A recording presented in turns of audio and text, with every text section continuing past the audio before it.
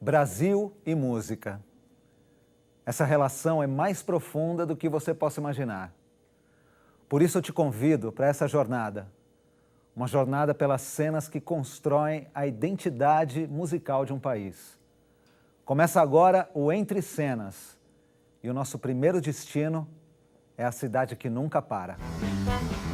Cidade dos boys barões, das colunas sociais, lá chique aqui baiano, dano dos seus postais. São Paulo, terra da garoa. São Paulo, cidade que nunca para. São Paulo, berço musical. Cidade representada por diversas vozes que têm em comum o amor por essa selva de concreto. Em meio a tantas melodias, existe uma cena em especial. Aquela da Vila Madalena, aquela do Bexiga.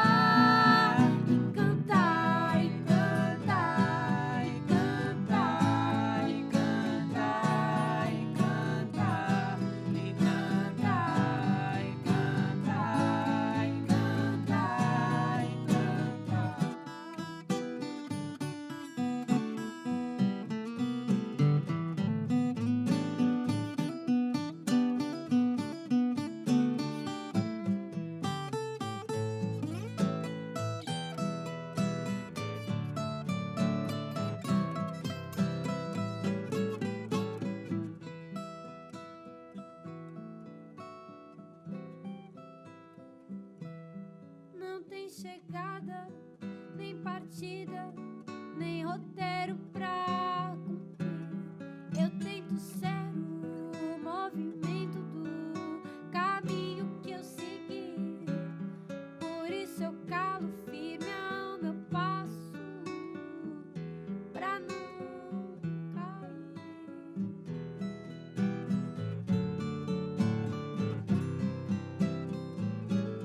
Não tem chegada, nem partida, nem roteiro pra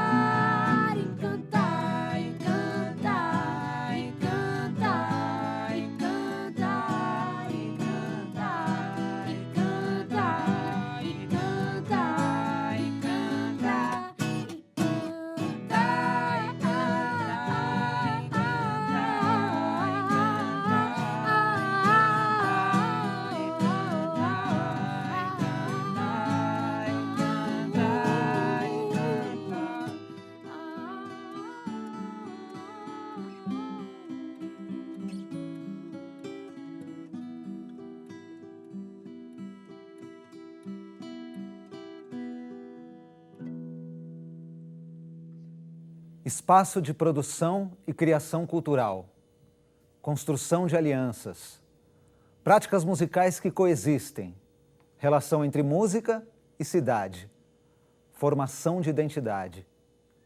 Existem milhares de definições sobre o que é uma cena musical. Talvez todas estejam certas. São Paulo é muito mais do que prédios e trânsito. São Paulo é feita de pessoas e é feita de música. E é por isso que a banda Noite Torta me acompanha essa noite. Boa noite, gente. Tudo bem? Boa noite. Boa Prazer noite. estar aqui. Antes de começar a entrevista, eu gostaria que cada um de vocês se apresentasse e dissesse a sua função na banda, por favor. Eu sou o Jonas Garcia, eu toco violão, canto e assino algumas composições. Eu sou a Luísa Elian, também eu canto e componho para essa banda. Eu sou Gabriel Jacques, eu sou baixista e canto. Hoje eu estou tocando violão, mas baixista da banda. Ok. Também vale a pena acrescentar que tem mais 2 membros que não vieram hoje. O Gabriel Basílio e Juliana Bramovai, baterista, e o outro é multi-instrumentista, toca tudo. Então, um abraço para o Gabriel e para o Juliano, que não puderam estar com a gente aqui hoje. E começando a entrevista, eu gostaria de perguntar para vocês, a banda se considera parte de uma cena musical? A gente se considera na medida que a gente dialoga com muitas outras bandas e também faz parte desse mesmo circuito e acaba participando dos processos de composição, acompanhando de perto e se influenciando, assim. Então seria, por exemplo, uma cena coletiva em que rola muito em São Paulo, de vários artistas colaborarem com outros, seria algo assim? Exatamente. São várias bandas que acabam se cruzando. Eu mesma tenho um outro projeto solo que tem os Meninos do Terno e o Jonas também toca com o Gabriel e com, enfim, pessoas de outras bandas. Eu acho que é uma cena na medida que tá todo mundo junto, todo mundo tocando nos mesmos lugares, o público é muitas vezes o mesmo, mas é muito diferente, por exemplo, da Tropicália, de um movimento musical, onde Claro. tem um manifesto, tem uma intenção, as bandas têm uma unidade, os grupos estão pensando coletivamente no que é o futuro da música. Hoje em dia, eu acho que está cada um fazendo mais o seu projeto e se ajudando em coletivos, assim, né?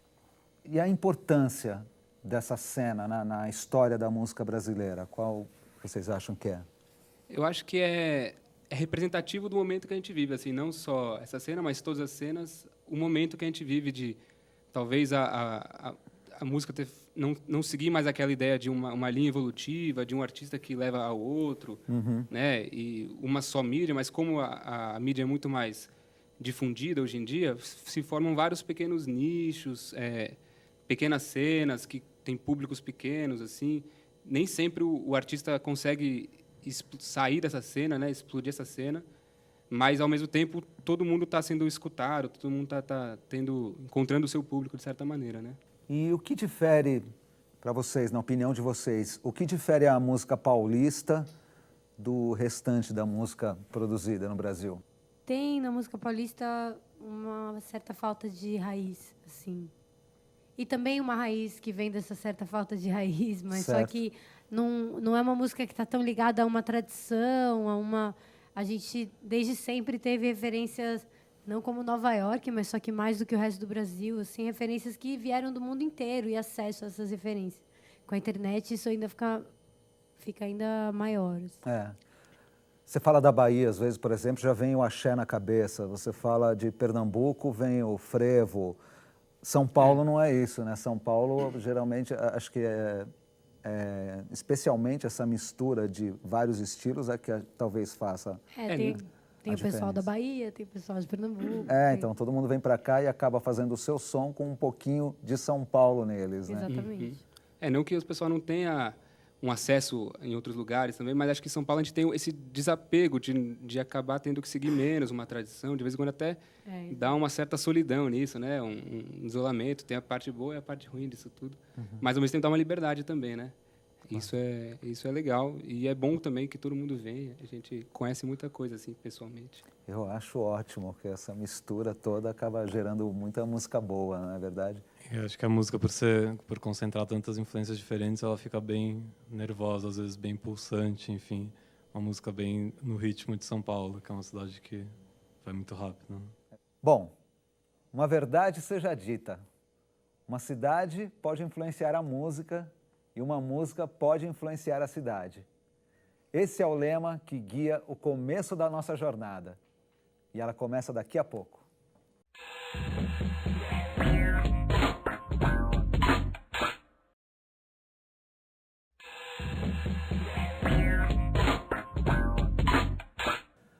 Há quem diga que São Paulo não tem personalidade porque foi construída por muita gente diferente. Mas talvez essa seja a personalidade de São Paulo. Talvez cada nota construa a melodia paulistana. Eu acho que a cidade ela te influencia demais, assim, porque você está inserido ali, né? Então a relação que você estabelece com ela, com as pessoas que vivem ali, ou com o seu bairro, ou o lugar onde você trabalha, a locomoção que você faz, né? O jeito que a cidade te recebe, te maltrata ou te agrada, então tudo isso vai estar na sua composição. Eu acho que a música paulistana é meio reflexo da cidade, né? Então, assim, a cidade de São Paulo é mais complexa que as outras, assim. Isso não é nem ruim nem bom, assim, né? Todos os lugares estão aqui hoje em dia, então se você sair de noite para ouvir shows nos pequenos lugares de São Paulo, você vai ouvir um grande compositor paraense, você vai ouvir uma grande banda pernambucana. E as televisões, a razão se apagou e todo mundo sentiu. Mas eu acho que São Paulo tem uma tradição do rock and roll, assim, então eu acho que isso reflete um pouco, mas também, por outro lado, tem essa tradição da mistura. Eu acho que por ser uma cidade que recebe muita gente de fora também. Então, por exemplo, só aqui poderia surgir o rap, por exemplo, que é uma cidade muito grande, que tem uma desigualdade social imensa, né? Acho que é uma metáfora do Brasil, assim. Não dá para ficar imune a São Paulo, né? São Paulo é uma cidade muito agressiva, né? Basta ver aí o barulho dos helicópteros o tempo inteiro, o barulho do trânsito, enfim. Viver em São Paulo é conviver com isso tudo, é conviver com muita gente, mas ao mesmo tempo São Paulo tem muita delicadeza também, né? Tem lugares incríveis, extraordinários. Então São Paulo é uma musa para mim. Acho que a música também influencia o modo das pessoas se relacionarem com a cidade, né?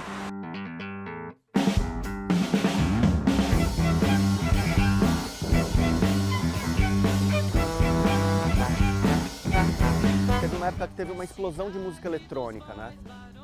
Na cidade. E, de certa forma, isso foi desaparelhando um pouco as casas para receber as bandas, entendeu? Depois de um tempo, foi voltando um boom do rock and roll de novo, assim, com Strokes e não sei o que, toda essa influência e tal, e de repente as pessoas começaram a ouvir muito mais rock, e as bandas foram voltando e se reagrupando nas casas, e as casas foram novamente abrindo espaço para as bandas tocarem. Então acho que é uma maneira de como a cidade recebe a música também. Então São Paulo eu acho que é uma cidade que inspira os compositores, os poetas, né? Itamar Assunção, Tom Zé, Arnaldo Antunes, Caetano Veloso.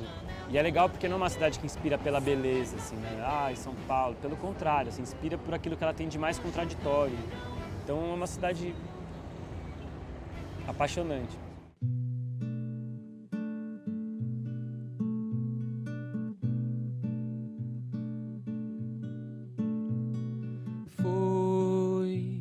Quando eu me abri a seus prantos,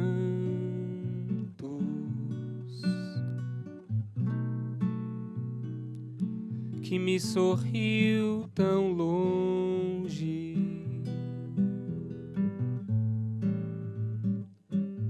sem desencantos,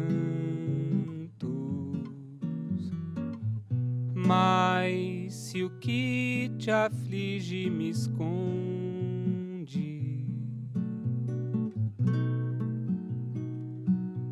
em gestos brandos,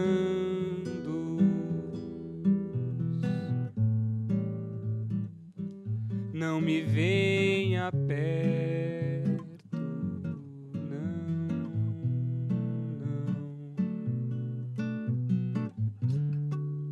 não me venha a sorrir, nem jogar conversa fora, como quem não está aqui e se guarda pra outra hora.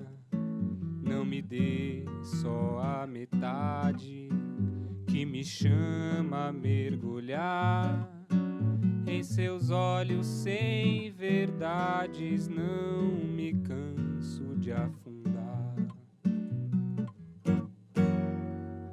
Foi quando eu me abri aos seus prantos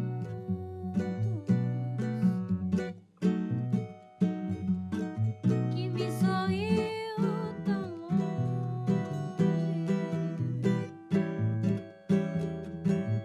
sem desencantos. Mas se o que te aflige me esconde em gestos brandos,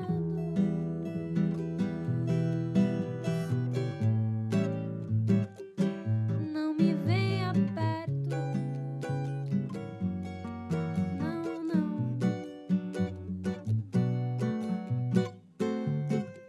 não me venha a sorrir, nem jogar conversa fora, como quem não está aqui e se guarda pra outra hora. Não me dê só a metade que me chama a mergulhar em seus olhos sem verdade. Não me canso de afundar em seus olhos sem verdade. Não me canso de afundar.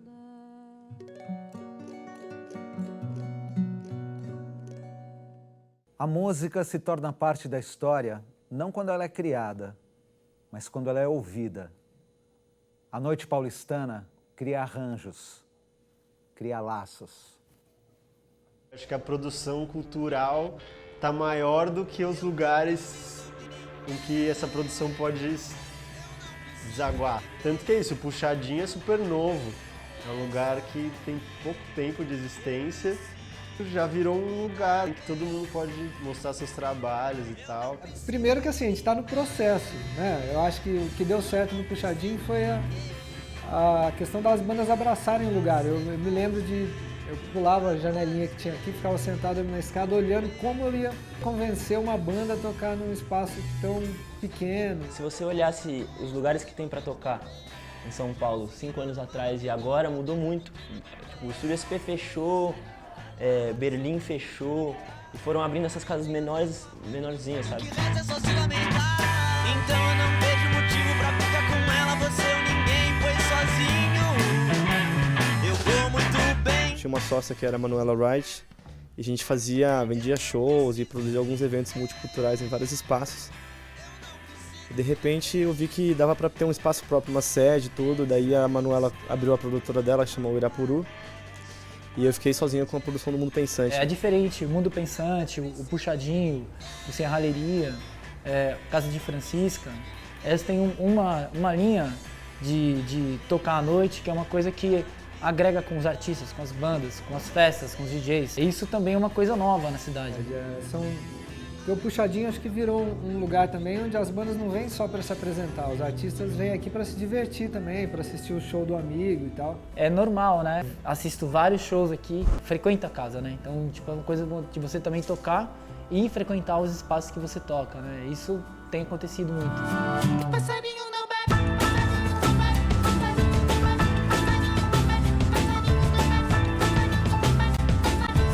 Acho que é importante sim ter um espaço que viabiliza a apresentação de muita gente que às vezes não tem como tocar em alguns lugares, que tem uma cena que é muito dependente de Sescs e editais, coisas assim que espaços independentes como esses criam oportunidades para vários projetos carreiras. Acho que São Paulo está precisando muito, teria que ter mais 10 dessas casas para dar conta, porque não tem mais lugar, a gente quer se apresentar e não tem muito aonde. Mas é uma casa bem democrática, a gente abre espaço tanto para as bandas que já estão aí, que já têm uma história, quanto para as bandas que estão iniciando. Esse lance das casas estarem muito abertas para os projetos e para as bandas, isso está mudando, eu acho que muda o jeito que as bandas se relacionam, sabe? E é isso, até a gente conseguir ganhar mais espaço, a gente tem que se contentar com esses lugares pequenos e acho que apoiar cada vez mais. A jornada ainda não acabou. Ela continua daqui a pouco.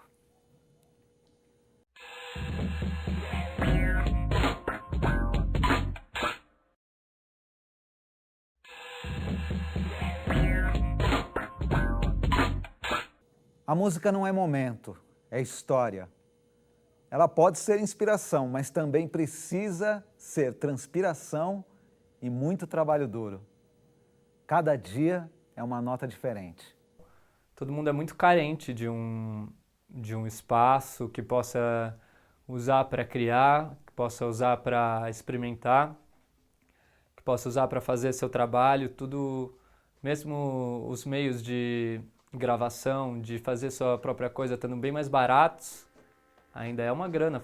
Quando eu montei o estúdio, era claro e era uma demanda super óbvia assim, dessas bandas, que faltava de fato um lugar parceiro, um lugar profissional, um lugar amigo para a gente poder produzir o som dessa galera toda. Como a gente não manja muito de áudio, a gente não vai chegar num estúdio qualquer e falar, ó, a gente quer isso, assim, blá blá blá, e X, porque a gente quer um som X e Y, é muito difícil arranjar arranjar uma sintonia, assim, a pessoa entender mesmo o que você quer. Eu fico atento, acima de tudo, ao músico.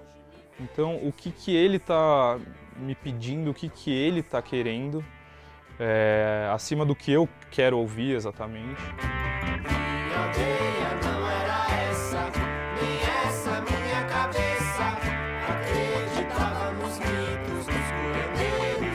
Por causa do estúdio eu também participei, por exemplo, gravei sopro no disco do Holger, gravei sopro no disco do Terno e vi que cada banda vive de um jeito diferente no estúdio. Cada disco é uma história. O primeiro disco dos Caramujos, por exemplo, é um disco ao vivo. A gente gravou em 2 dias, 2 shows e passou o resto do tempo mixando, não tem produção nenhuma. Mas é isso, aqui eu não tenho muito um cotidiano e cada banda também funciona de um jeito e gosta de trabalhar de um jeito. Um processo em alguns tempos no estúdio, sabe? Teve uma primeira fase de 1 ano e meio em casa, fazendo um monte de coisinha. Uma fase de 1 mês aproveitando tudo isso que tinha rolado. Mais uns meses de reolhar. E daí, 1 mês e meio de correria para terminar. Que a gente vive muito tempo ali e não percebe. Então é um tempo muito próprio esse nosso trabalho dentro do estúdio, né? A gente entra muito num tempo nosso, assim. De casa essa noite, toda a gente que me vê vai tentar se esconder. Por todo o reino onde a fauna... Cada dia é um dia completamente diferente. Cada dia é um desafio, é tipo, puta, hoje vamos gravar esse copinho aqui que tem um som legal? Vamos, então vamos descobrir como gravar esse copinho. Acontece uma série de coisas nas entrelinhas, né? Coisas bem sutis assim, que vão entrando também para dentro do disco, né? Essa massa sonora que a gente ouve lá no disco tem a ver com tudo isso que acontece aqui nos bastidores, né? Mas no final das contas foi ótimo. O primeiro disco que a gente gravou, a gente ficou emocionado. Você faz um disco e você nunca vai saber qual é a sensação de escutar o disco como se você não tivesse feito, sabe? Diversos músicos, diversas bandas, diversas cidades, diversas cenas, mas um país. São Paulo não é o ponto final, é só o começo. Daqui em diante, toda semana será uma nova descoberta, uma nova jornada, uma nova cena. E ao som de Sobre Folhas e Pedras, a jornada de hoje chega ao fim. Espero você na próxima semana. Tchau.